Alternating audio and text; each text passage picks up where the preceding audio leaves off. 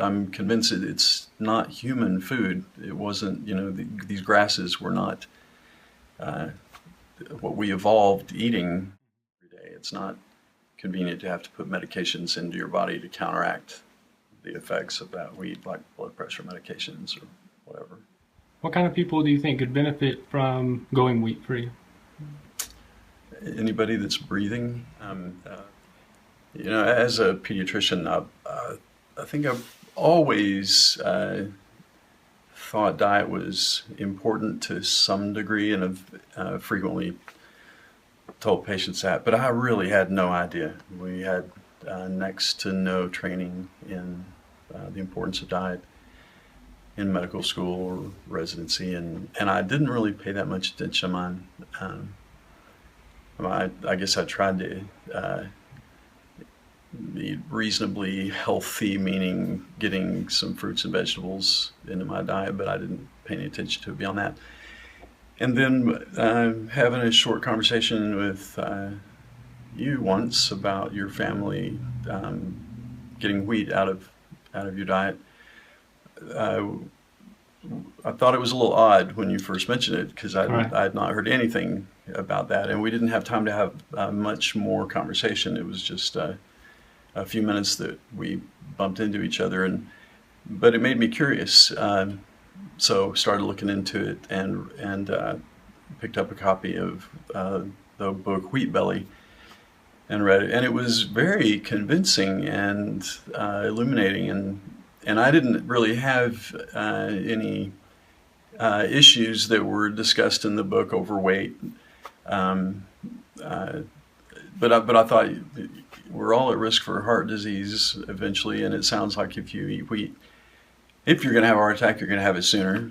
If you're going to get Alzheimer's someday, you're going to get it sooner if you're eating something that's that inflammatory. So I decided to stop eating wheat.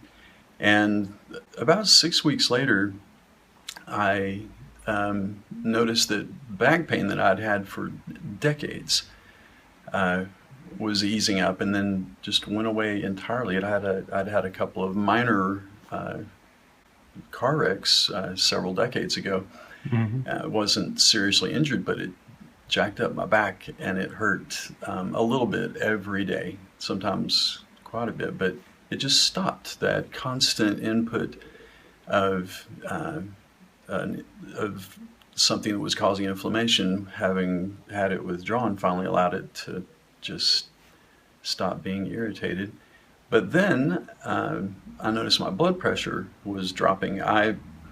Every day that I was at work, 3 days a week in Odessa, I would have one of my nurses take my blood pressure, and it was always elevated. I was on 3 different medications for it, but it was still, on a good day, 150 over 90.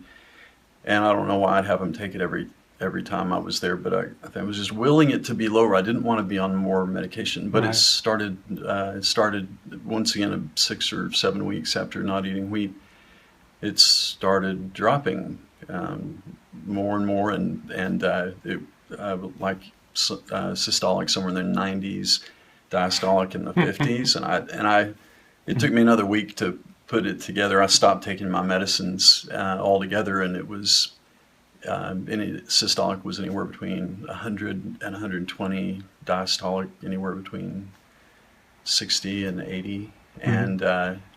and it stayed that way, um, all from not eating wheat.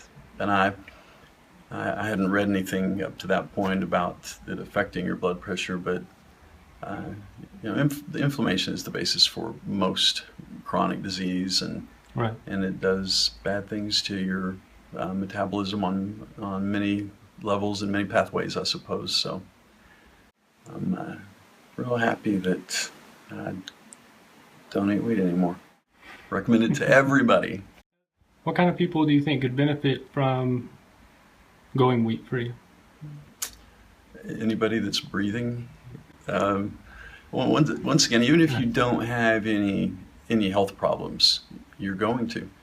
And if you are genetically predisposed to having chronic illness as you age, osteoarthritis, Alzheimer's, cardiovascular disease.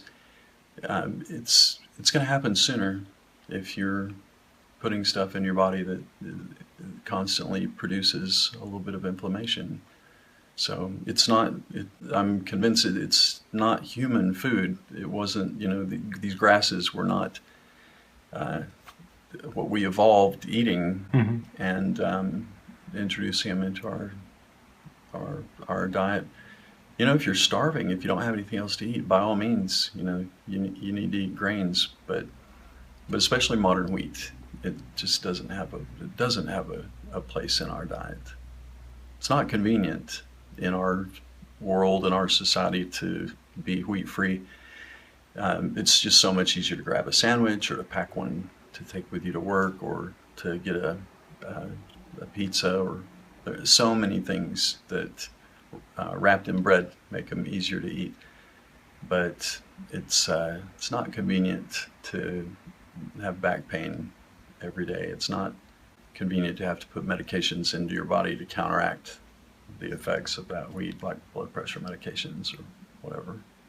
Well, I just do a lot more of my own cooking, and I buy more fresh vegetables that I either cook or eat raw. I cook chicken breasts or a hamburger patty or whatever. I do spend more time cooking, but I think we all ought to spend more time preparing quality food instead of buying things that are made for us. And I mean, putting a sandwich together doesn't require much effort, and it is a lot easier, but it's just so much better to spend time in the kitchen making food that is wholesome and good for you. And it's something that most of us don't do anymore. Somebody else makes it for us in a package or buy at a fast food joint, and I miss that food. I do, but not so much that I'm seriously tempted to go back to it.